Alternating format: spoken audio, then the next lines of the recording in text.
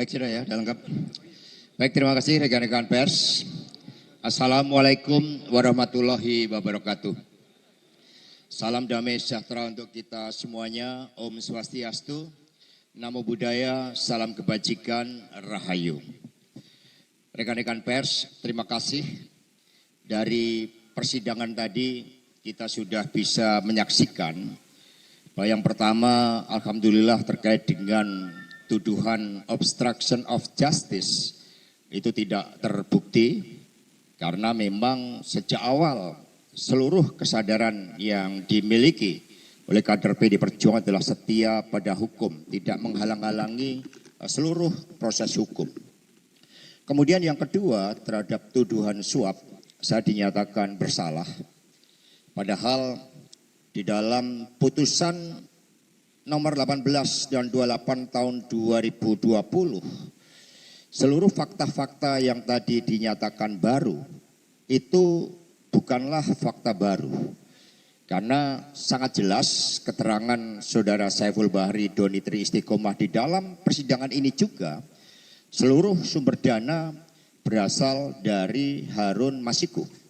Termasuk ada suatu fakta yang sangat penting bahwa dana dari Harun Masiku tahap pertama itu bukanlah 400 juta sebagai hasil otak-atik gatuk 600 dikurangi 200 menjadi 400, tetapi adalah 750 juta.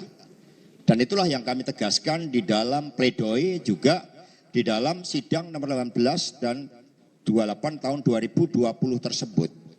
Sehingga total dana dari Harun Masiku itu ada 1,5 juta.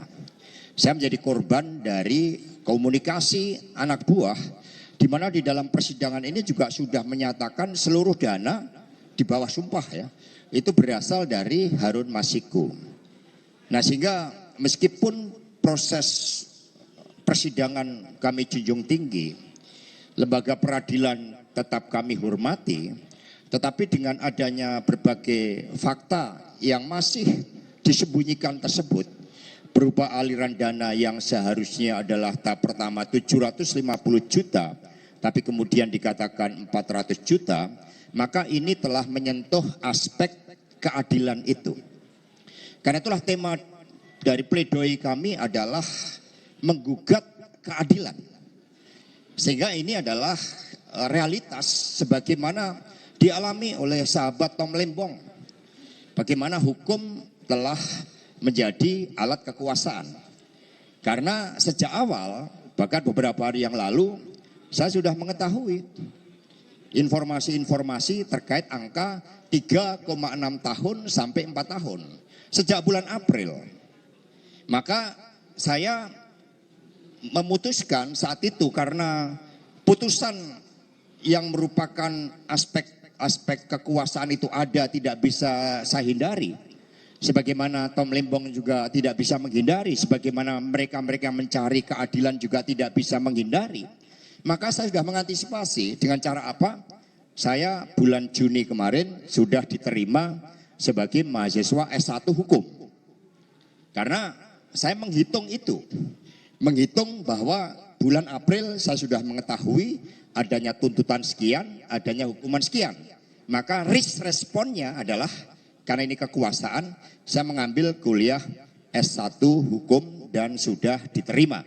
Sehingga ke depan nanti saya bisa seperti Mas Febri, Pak Magdir, Prof. Todung, menjadi pejuang-pejuang pembela keadilan, juga Bung Roni, teman-teman PH semuanya yang telah bekerja luar biasa dengan menjadi lawyer yang akan membela pihak-pihak yang menjadi korban ketidakadilan dari kekuasaan khususnya wong cilik. Karena itulah Sekjen PDIP Hasto Kristianto tadi menyebutkan kalau ia sekaligus juga membantah yang disampaikan oleh Majelis Hakim terkait salah satunya adalah soal sumber dana ataupun aliran dana terhadap Komisioner KPU. Ia membantah kalau uang itu berasal dari dirinya. Ia memastikan uang itu berasal dari Harun Masiku. Sementara untuk kasus perintangan penyidikan, ia menyebut ia bersyukur perintangan penyidikan itu tidak terbukti karena ia mengatakan kader PDIP setia pada proses hukum. Beberapa poin yang ia bantah katanya sudah ia tuangkan juga dalam pledoi yang sudah ia bacakan dalam rangkaian persidangan.